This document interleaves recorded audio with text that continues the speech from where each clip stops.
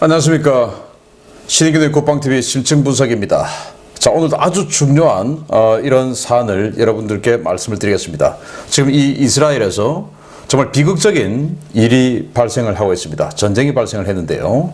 여러분들 알다시피 중동전쟁, 그러니까 1940년대부터 70년대까지 4번에 걸친 전쟁이 있었죠. 그래서 그걸 1차부터 시작해서 4차 중동전쟁이라고 하는데, 이게 도대체 뭐냐? 왜 싸우냐?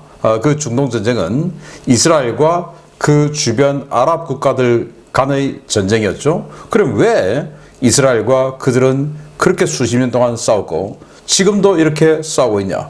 이런 것들에 대한 아주 정확한 역사적 근원을 좀 알고 이 상황을 좀 봐야 되겠다라고 생각하고요.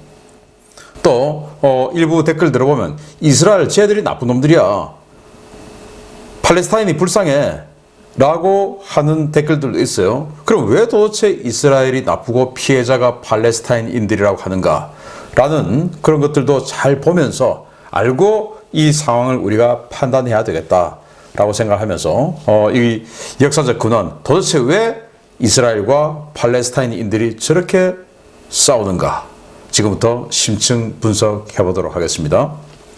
자, 남한 면적의 반도 안 되는 작은 땅입니다. 그곳에서 벌어지는 끝없는 싸움입니다.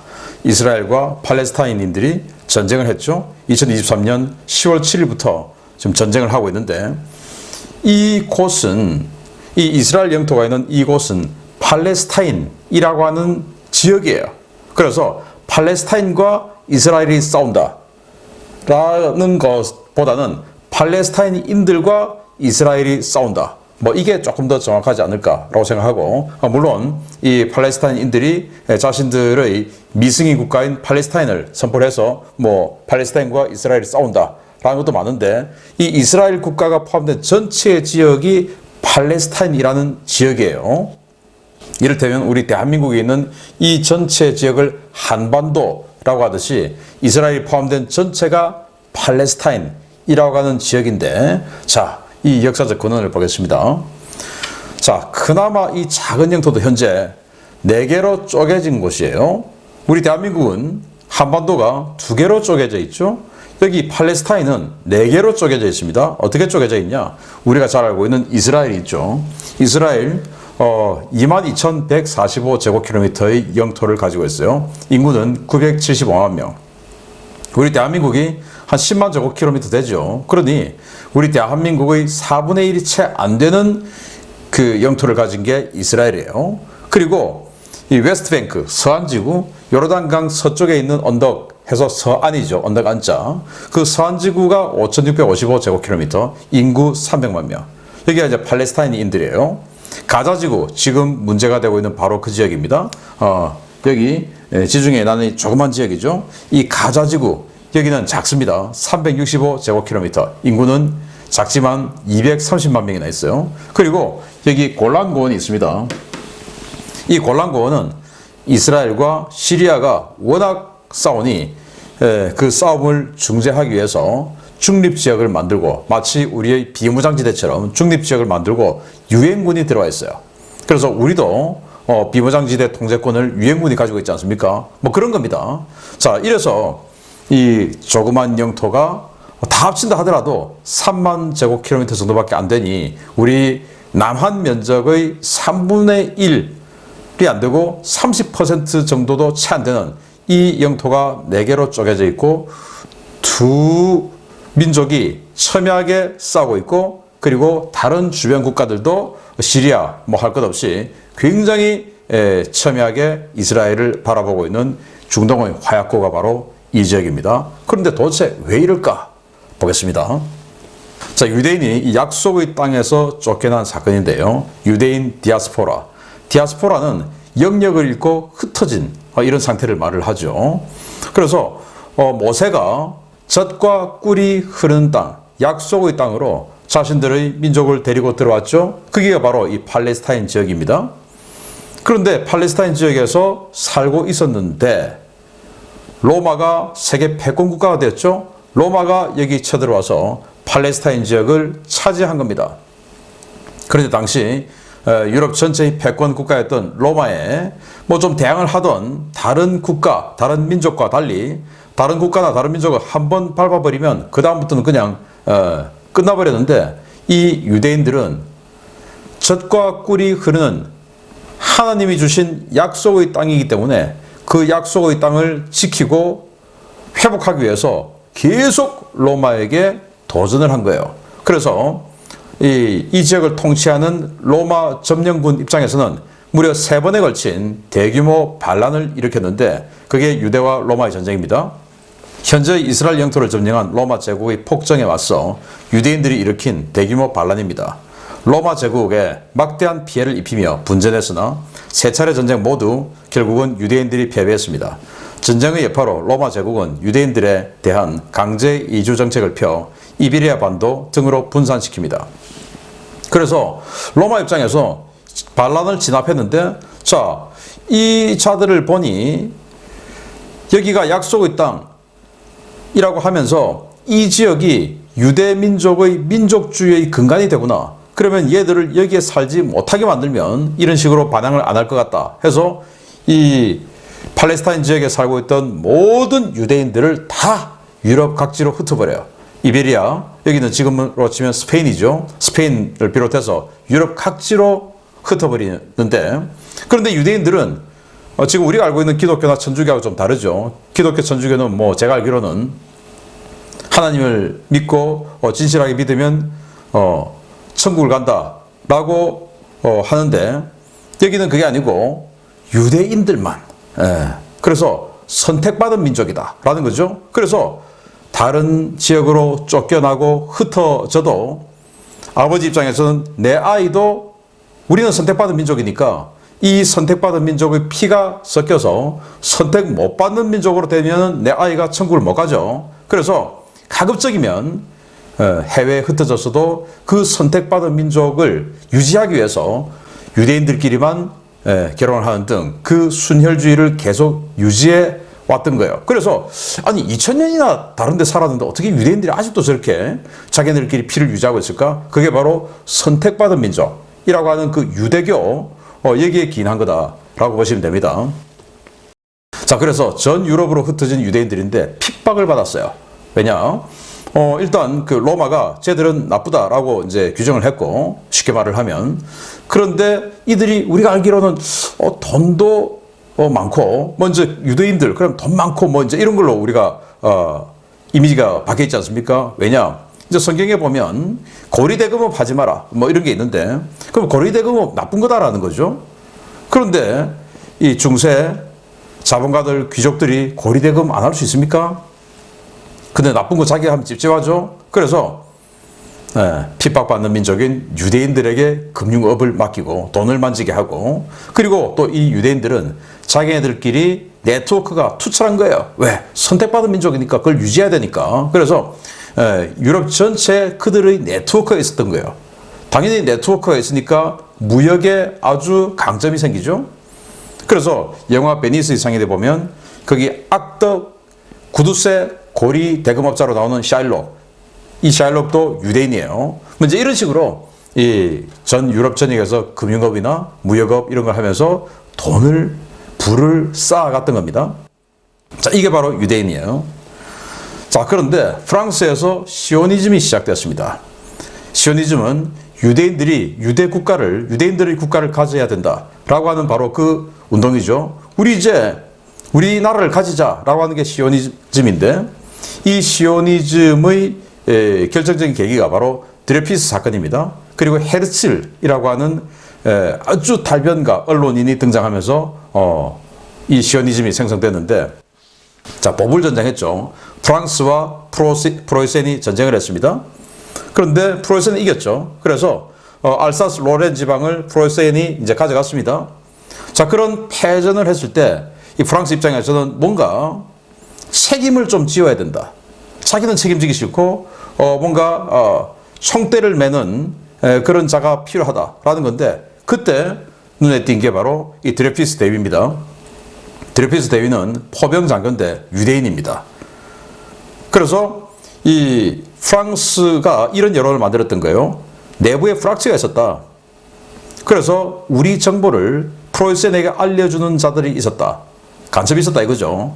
그러면서 드레피스 대위를 지목을 한 거죠. 나중에 뭐 재판 결과 그때 다 무죄로 다 밝혀졌는데, 그걸 보면서 너무 억울하다. 만약에 저 드레피스 대위가 우리나라가 있었다면 유대인인데 유대 국가가 있었고 저 드레피스 대위가 유대 국가의 장교였다면 저런 식으로 마녀 사냥을 당했겠냐. 이 그림은 드레피스 대위가 이제 해임식을 당하는 거예요. 칼을 꺾고 있죠. 자, 그래서 이 헤르츠리라는 사람은, 테오도르 헤르츠는 1860년도부터 1904년까지 살았는데 아주 부자이면서 그냥 뭐 부자이면서 거의 취미로 언론인 생활을 했던 사람이에요.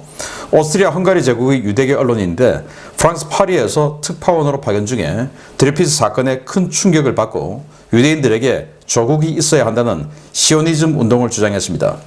활발한 지필로 유대 독립국가 건설의 이론적인 기반을 마련했고 오스만 제국 황제와도 담판을 시도하는 등 이스라엘 건국 운동을 주도했던 현대 이스라엘의 국부입니다. 왜 오스만 제국의 황제와 담판을 시도했냐? 당시 1900년대 초반, 1800년대 후반에 이 팔레스타인 지역을 오스만 제국이 지배를 하고 있었어요. 그러니까 레바논, 지금의 레바논, 시리아, 요르단 이 지역 전체를 오스만 제국, 지금의 튀르키예죠. 이 지배를 하고 있었으니까 그 오스만 제국 황제에게 가서 면담을 신청해서 그 우리 돌려주세요.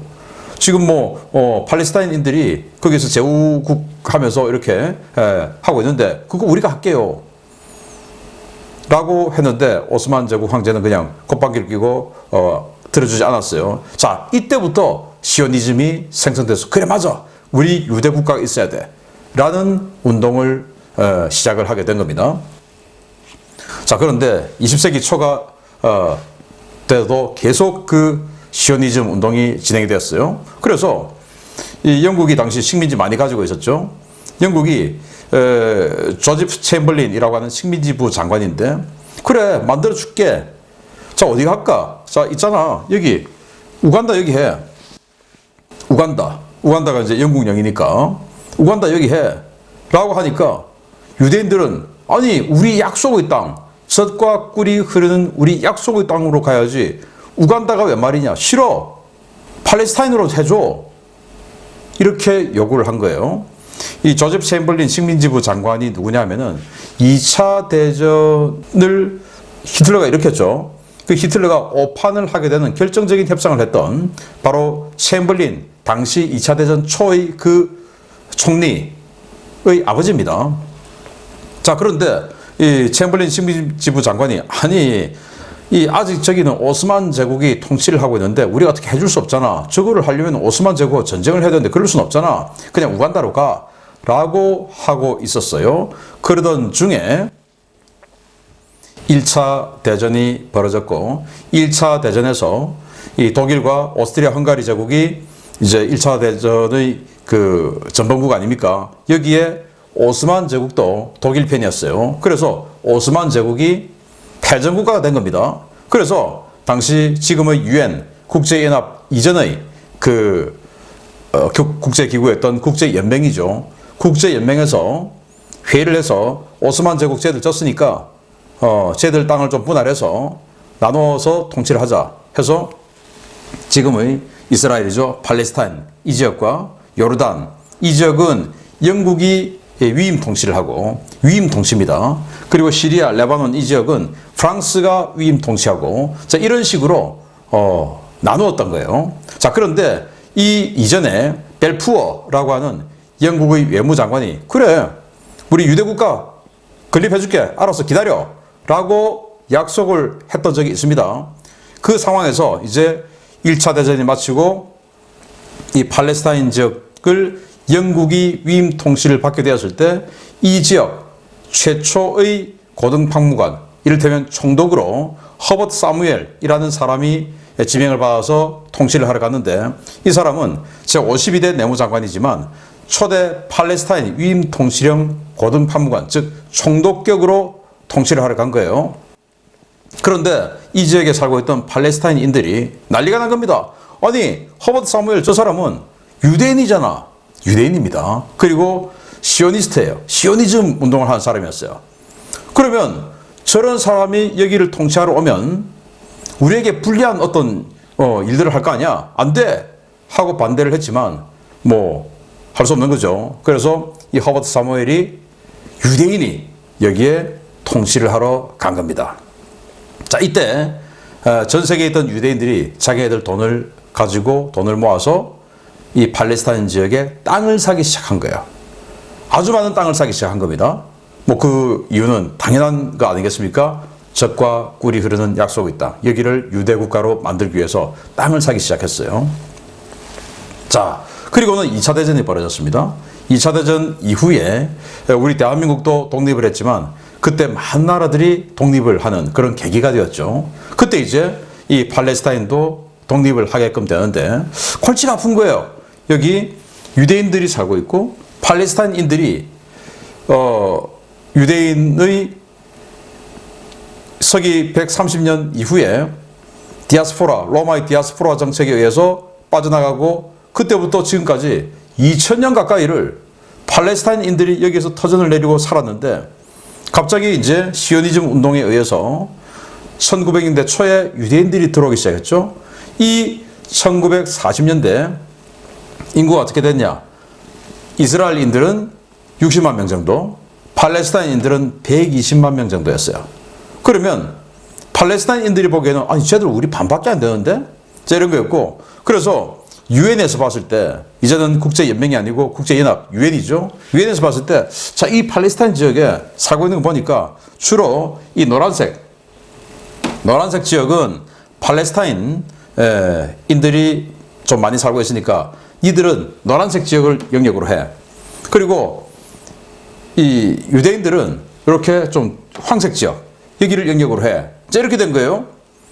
그랬더니 아니 민족이 다른데 같은 지역에 두 민족이 살게끔 하면 차라리 뭐 남북으로 가르든지 이것도 아니고 뭐 이런 식으로 지도도 희한하게 엉키고 성키고 이렇게 만들어 놓고 희한하게 이런 식으로 나누어서 살아라는 겁니다. 이게 말이 안 되는 거죠. 그래서 아니 원래 주인은 우리 팔레스타인인들인데 알짜배기 땅 다 넘기고 우리 황무지로 가라고? 여기 뭐 여기 네게브 사막 여기 황무지 아닙니까?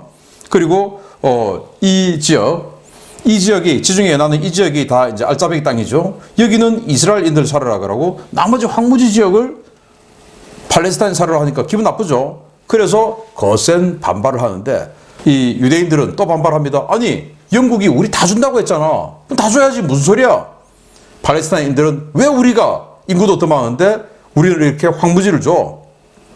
이렇게 해서 거세게 경쟁을 하고 있던 차에 1948년 5월 14일 날 갑자기 다비드 벤 구리온이라는 세계 시오니스트 협회장의 주창 아래 이스라엘이 독립선언을 했습니다. 1948년 5월 14일.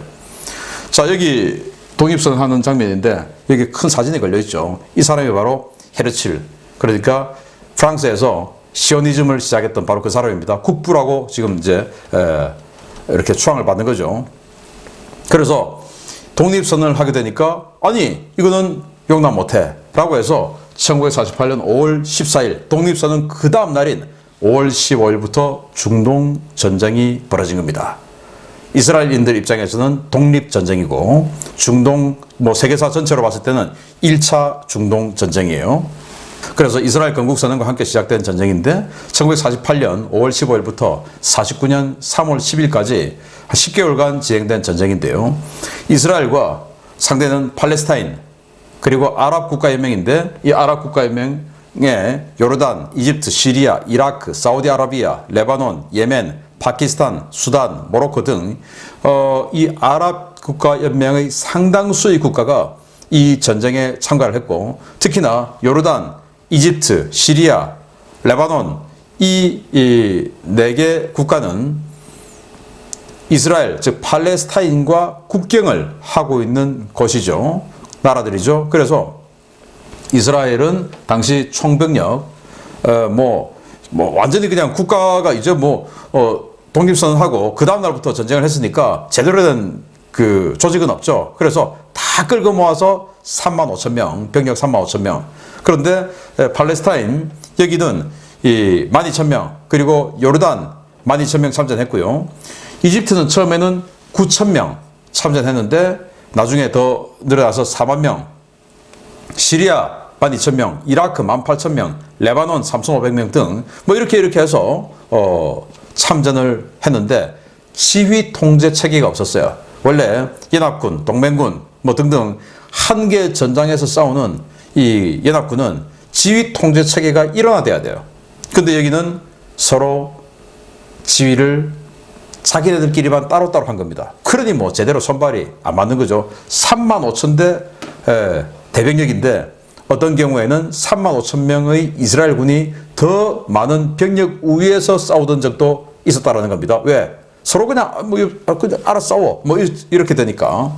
그래서 절박했던 이스라엘의 사투와 동상이몽의 아랍연합군인데 이 이스라엘군은 총병이 35,000명인데 무기가 없어서 총도 돌렸을 정도로 이렇게 아주 떨어지는 전략이었지만 무조건 우리는 싸워서 이겨야 된다라는 그런 그 의지가 있었고 이 아랍연합군들은 그게 없었던 거예요. 일단 팔레스타인은 싸워서 이겨야 되겠다는 그런 의지는 있었지만 1930년대, 40년대 독립투쟁을 하면서 너무 많은 젊은이들이 죽어서 그 후유증으로 병력이 제대로 된 병력이 별로 없었던 거예요. 그리고 이 아랍 해방군들은 전체적으로 봤을 때 이 뭐 사우디아라비아라든지 이런 조금 국경을 하지 않고 조금 떨어져 있는 나라들은 뭐 우리 그 직접적인 영향도 없는데 뭐 우리가 뭐 열심히 싸울 필요 있나? 그래서 그냥 좀 적당히 하지라고 하는 중재, 지금 사우디아라비아하고 똑같은 그런 상황이었죠. 요르단은 여기는 이제 당시 영국에서 독립을 하는 바람에 전력이 가장 튼튼했었어요. 그래서 요르단 입장은 이 수안지구 웨스트뱅크 저 지역의 국경이 무너지면 이거 좀 애매하니까 국경 안정화로 들어온 겁니다. 그래서 수안지구를 딱 정리하고는 요르단은 스탑해버렸어요. 이집트는 아니 저 팔레스타인을 요르단이 다 먹어버리면 이 중동 지역의 패권을 요르단이 먹는 건가? 그래서 이집트는 요르단 견제하려고 이 전쟁에 참전한 거나 마찬가지였어요. 처음에 9,000명, 최종적으로 4만 명 들어왔지만 제대로 전투 안 하고 그냥 설렁설렁 움직이기만 했던, 그러다가 사실 많이 패전도 하고 그랬던 이집트. 그리고 시리아 역시 요르단의 북쪽에 있는 국가이면서 요르단을 견제하기 위해서 파병해서 오직 요르단이 어떻게 하는가 이것만 보고 있었던 거예요. 전투 의사 없었어요. 레바논 마찬가지로 요르단을 견제하기 위해서. 요르단이 당시 지금이야 중동에서 약한 국가지만 그때는 요르단이 센 국가였던 겁니다. 그래서 서로 열심히 안 싸우다 보니 10개월 후에 이스라엘이 이겨버린 겁니다. 결국 독립하게 되었죠. 그래서 패전 후에 시작된 팔레스타인의 디아스포라. 2000년 전에는 유대인들이 디아스포라를 했죠. 로마에 의해서. 그러나 이 중동전쟁 패전 후에, 그러니까 국제연합, 사실은 이 국제연합은 뭐 당시 미국과 영국이 주도를 했으니까 미국과 영국에 의해서 시오니즘을 이루어졌고 들어온 유대인들에 의해서 정말 황당하게 자신들이 터전을 뺏긴 이 팔레스타인인들은 이렇게 천막촌에서 거주하게 된, 그들도 이제 디아스포라를 강제로 하게 된 이런 상황이 되어버렸어요. 그래서 이제 가자지구, 그 좁은 가자지구와 웨스트뱅크 서안지구에 이제 고립되어서 살게끔 되었는데, 그게 현재 이스라엘과 팔레스타인의 전쟁의 근원입니다. 그래서 어떻게 보면 너무 황당하다. 팔레스타인들 정말 황당하다. 이스라엘 이 유대인들은 우리는 적과 꿀이 흐르는 약속의 땅, 저기서 하나님의 선택을 받아야 돼 라고 하는 어떤 그 의지를 가지고 2000년 만에 꿈을 이루었지만, 그런 거 없이 그냥 2000년 동안 살고 있었는데 니들 갑자기 나가, 이렇게 된 팔레스타인인은 일견 굉장히 불쌍하죠. 자, 그러면 이런 상황을 가지고 국제적으로 동정심을 유발하면 좋았을 텐데, 물론 그 동정심 유발을 지금까지 노력 많이 했겠지만 이번에 보여준 그 잔악한 행위들, 이런 것들 때문에 그동안 그들이 좀 핍박받고 있다, 억울하다 라고 하는 그 이미지는 이번 그 잔악한 신생아들의 목을 40명이나 넘게 잘라버리는 이러한 행위들 등등 해서 완전히 다 수포로 돌아가 버린 팔레스타인인들이다 라는 것이죠. 그래서 오늘 이 일부에는 이 팔레스타인 지역이 어떻게 하다 이렇게 됐나 라는 역사적 근원에 대해서 말씀드렸고, 이스라엘의 독립전쟁인 1차 중동전 간단하게 살펴봤습니다. 그리고 2부에서 2차에서부터 3, 4차 중동전, 그리고 그 이후에 레바논전 등 해서 또 개괄적으로 훑어보고, 그리고 향후 전망 등 해서 3부로 나누어서 심층 분석 해드리는 시간을 계속 가지도록 하겠습니다. 간단히 살펴봤습니다. 마치겠습니다. 감사합니다.